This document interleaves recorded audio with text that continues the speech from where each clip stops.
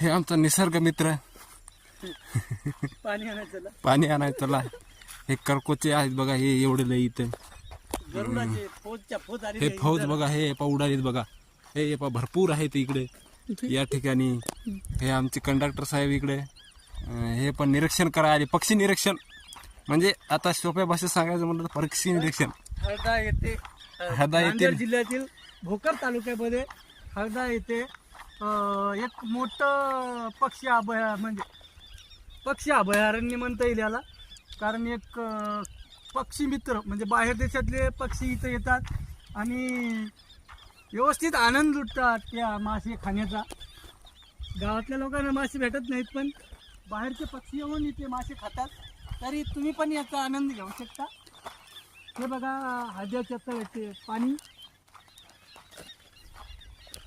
भरपूर प्रमाणात इकडे पक्षी थांबलेले आहेत. करकोचे भरपूर हे आहेत बघा.